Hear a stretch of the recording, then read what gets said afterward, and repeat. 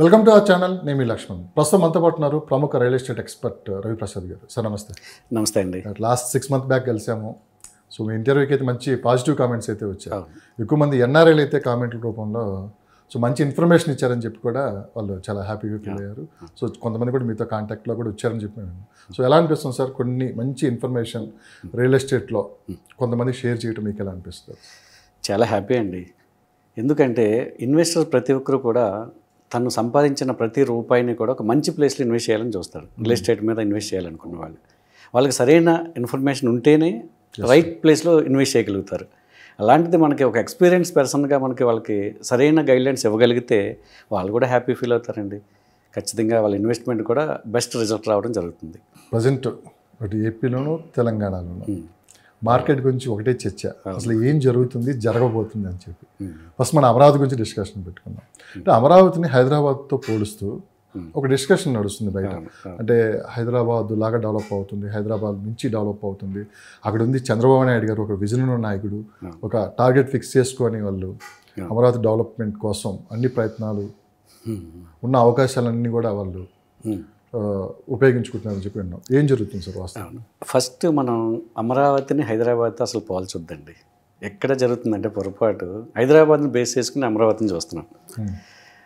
అయితే ఒకప్పుడు బెంగళూరు కూడా డెవలప్ అయింది, చెన్నై డెవలప్ అయింది. మరి చెన్నై తోటి లేకపోతే బెంగళూరు తోటి మనం పోల్చుకోలేదు. ఇప్పుడు అమరావతి తోటి ఎందుకు పోల్చుకోవాలి? ఇది ఆల్రెడీ డెవలప్డ్. హైదరాబాద్ అనేది ఆల్రెడీ డెవలప్డ్ సిటీ అండి. ఇది యూనివర్సల్ సిటీ అయిపోయింది. అమరావతి ఇప్పుడే డెవలప్ అవుతున్న డెవలప్ అవుతున్న సిటీ. దాంట్లో మీరు చెప్పినట్టుగా సిబిఎన్ గారు ఒక విజన్ ఉన్న నాయకుడు. అందరికీ తెలుసు, అది ప్రపంచవ్యాప్తంగా అందరికీ తెలుసున్న నాయకుడు సిబిఎన్ గారు. ఆయన 2014లోనే అధికారంలోకి వచ్చినప్పుడు ఒక మాస్టర్ ప్లాన్ తోటి అమరావతిని ఇంటర్నేషనల్ సిటీగా డెవలప్ చేయాలని ఒక ప్లాన్ తోటి వచ్చాడండి. ఎందుకు 2030 ఆ విజన్ తోటి అమరావతిని డెవలప్ చేయాలని వర్క్ కూడా మొదలుపెట్టడం జరిగింది. కానీ అనివార్య గారు మనకు అందరికీ తెలుసు, 5 years పాటు ఆయన చేసిన పని తర్వాత 5 years అక్కడ ఏమీ లేకుండా అమరావతి స్తబ్దుగా ఉండిపోయింది. ఎంతోమంది రైతుల యొక్క త్యాగాలు వృధాగా పోయాయి అనేది అందరం చెప్పుకున్న విషయం. అయితే ఇప్పుడు మన చాలామంది అనుకునేది ఏంటంటే హైదరాబాద్ నుంచి అందరూ అక్కడికి వెళ్ళిపోతున్నారు, అమరావతిలో బాగా మూమెంట్ వస్తుంది, మంచిగా జరుగుతుంది కాబట్టి హైదరాబాద్ బిజినెస్ పడిపోయింది, ఇలాంటి ఆలోచనతో కూడా చాలామంది ఉన్నారండి.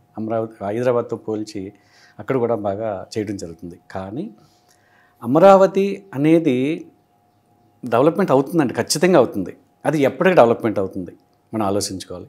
మన ఇన్వెస్టర్స్ కూడా ప్రతి ఒక్కటి కూడా ఆలోచించుకోవాల్సింది ఏంటంటే ఈరోజు మన దగ్గర ఎంత బడ్జెట్ ఉంది, నా దగ్గర కోట్ల రూపాయలు ఉన్నాయి, మనకి డెడ్ అయిపోయినా పర్వాలేదు, లేదంటే లాంగ్ టర్మ్లో హోల్డ్ చేసి పెట్టుకున్నా పర్వాలేదు అనుకున్న వాళ్ళు అమరావతిలో ఇన్వెస్ట్ చేయొచ్చు. ఎందుకు అంటే మనకందరికీ తెలుసు, చూస్తూనే ఉన్నాం.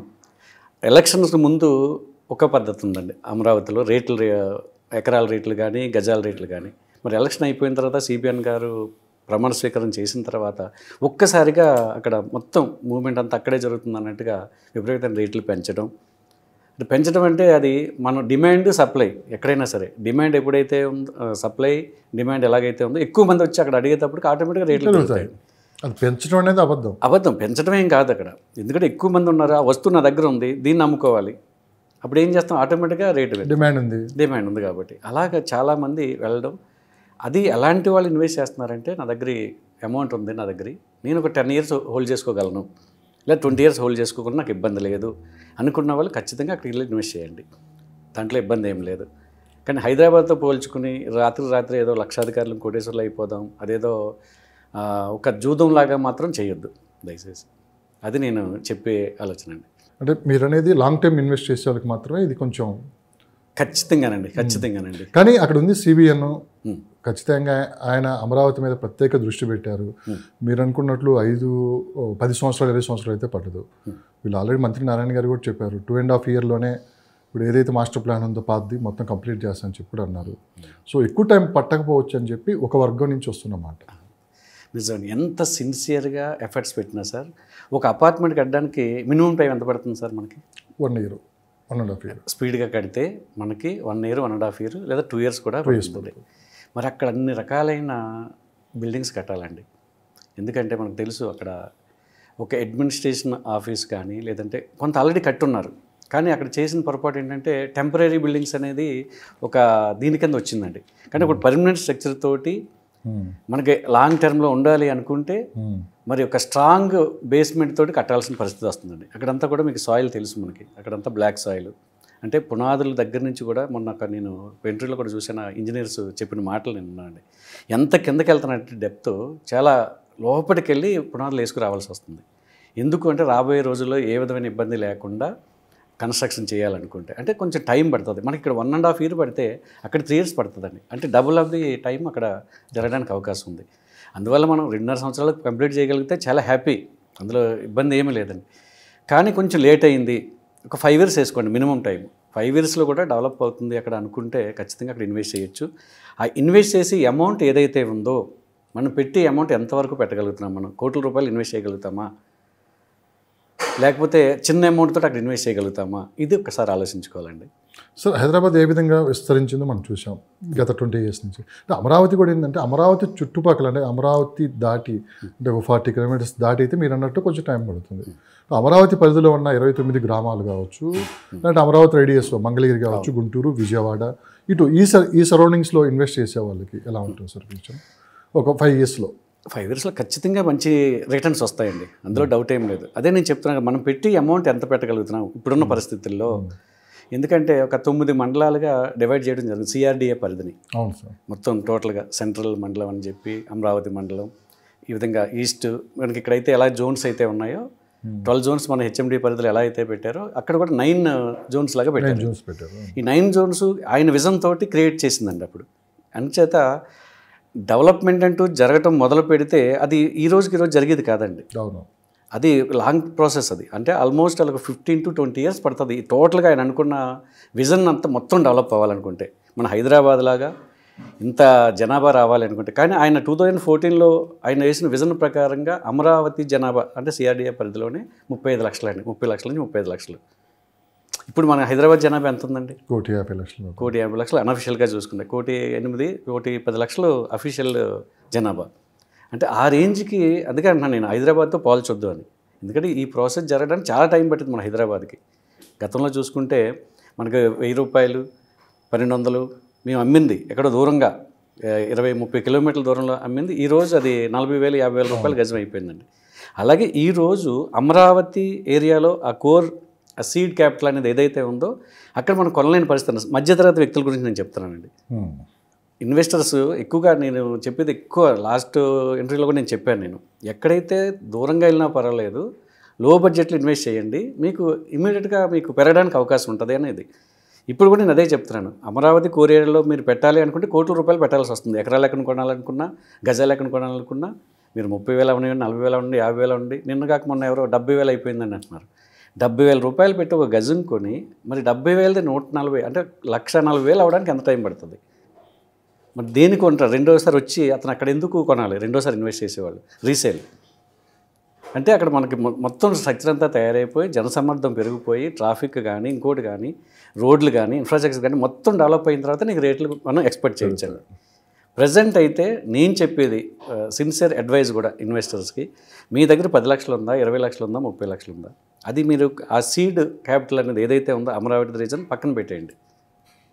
మీకు పక్కన మీకు చాలా ల్యాండ్స్ ఉన్నాయండి. మనకి ఇప్పుడు కూడా మనకి 10,000 రూపాయలకి 12,000 రూపాయలకి గజం దొరికి ప్లేసెస్ ఉన్నాయి. సో నేను అదే ఒక అమరావతిలో ఇన్వెస్ట్ చేయని వాళ్ళు అంటే అంత అమౌంట్ పెట్టిన వాళ్ళు అమరావతి చుట్టుపక్కల అంటే ఫర్ ఎగ్జాంపుల్ అమరావతికి ఒక 40 కిలోమీటర్లు దాటి మంగళగిరి, అటు విజయవాడ, గన్నవరం, ఇటు చూస్తే బాపట్ల ఉంది, తెనాలి ఉంది, మరో పక్క తీసుకున్న అశ్వపేట, చిలకలూరుపేట, ఇట్లా విజయవాడ హైవే, ఈ చుట్టుపక్కల ఇన్వెస్ట్ చేసే వాళ్ళకి ఎలా ఉంటుంది? తప్పకుండా అండి, అదే నేను చెప్తున్నాను సార్. రేట్లు ఏ విధంగా నడుస్తున్నాయి? ఇప్పుడు మీకు విజయవాడ హైవే, విజయవాడలో మనకి చూసుకుంటే బందర్ రోడ్డు ఉందండి. ఈ రోజు కూడా అక్కడ మీకు 15,000 నుంచి 12,000 నుంచి కూడా గజం రేట్ దొరుకుతుంది ప్రజెంట్ కూడా అండి. అక్కడ ఇన్వెస్ట్ చేయండి, ఇమీడియట్గా మీకు రిటర్న్స్ రావడానికి అవకాశం ఉంది. అదేవిధంగా మన గుంటూరు ఏరియాలో, గుంటూరు మనకు ఎందుకంటే కృష్ణా రివర్కి అటు ఇటు కదండి మనకి, మనం ప్లాన్ చేసుకునేది ఏదైతే ఉందో కృష్ణా వైపు అటువైపు ఉన్నదంతా విజయవాడ అవుతుంది, ఇటువైపు అంతా గుంటూరు. రెండు సిటీస్లు కూడా డెవలప్ అవ్వడానికి ఛాన్సెస్ ఉన్నాయండి. మనం ఎంతసేపటికి మనం తుళ్ళూరు, వెలగపూడి దీని మీద దృష్టి పెట్టుకుని అదే డెవలప్ అవుతుంది అక్కడే ఇన్వెస్ట్ చేద్దామని ప్రతి ఒక్కరు కూడా దాని ముందుకు వెళ్తున్నారు. ఈరోజు సండే రోజు చూసుకుంటే కొన్ని 100 కార్లు అక్కడ తిరుగుతూ ఉన్నాయండి. 2014 మళ్ళీ గుర్తుకొస్తుంది. రీసెంట్గా మీరు విజిట్ చేసి వచ్చారు. అవును. అసలు ఏం నడుస్తుంది సార్ నిజంగా అక్కడ వాస్తవంగా? ఎందుకంటే నేను బేసికల్గా నేను మార్కెటింగ్స్ వచ్చిన వ్యక్తిని కాబట్టి నేను ఆ వేలోనే ఆలోచిస్తానండి.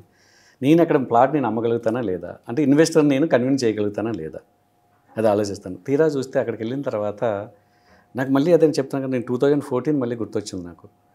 పబ్లిక్ అదంతా పబ్లిక్ రావడం.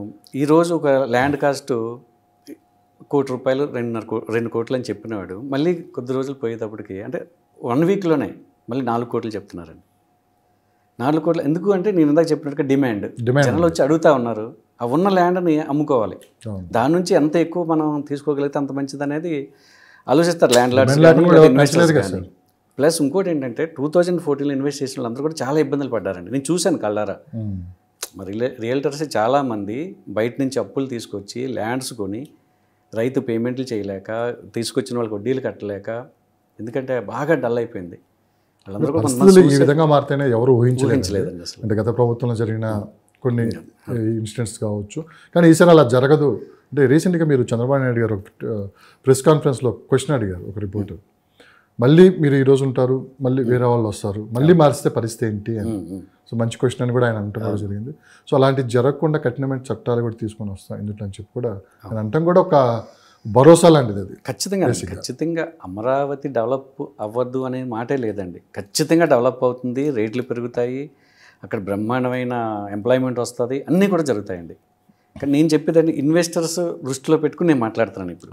కేవలం అదే దృష్టిలో. ఎందుకంటే అమరావతి డెవలప్ అవ్వదని కానీ, ఆంధ్రప్రదేశ్ డెవలప్ అవ్వదని కానీ ఎక్కడ ఎవరికి డౌటే లేదండి. ఎందుకంటే మీరు చెప్పినట్టుగా ఇందాక 5 yearsలో మళ్ళీ ఏదైనా గవర్నమెంట్ మారితే మళ్ళీ ఏం జరుగుతుంది అనేది, ఎందుకంటే అలాంటి పరిస్థితి రాకుండానే రాదు కూడా 100% రాదు. ఎందుకంటే ఒకసారి జరిగిన నష్టం పూడ్చుకోవాలి. అమరావతి క్యాపిటల్ కాదు అని చెప్పి ధైర్యం కూడా ఎవరు చేయలేరు 50 రోజులు ఏ గవర్నమెంట్ వచ్చినా కూడా. అందువల్ల అంత మంచి ఇన్ఫ్రాస్ట్రక్చర్ తోటి ఆయన ముందుకు వెళ్తా ఉన్నాడు. లక్కీగా మనకి సెంట్రల్ గవర్నమెంట్లో కూడా మనకి సహకారం కూడా అందుతూ ఉంది.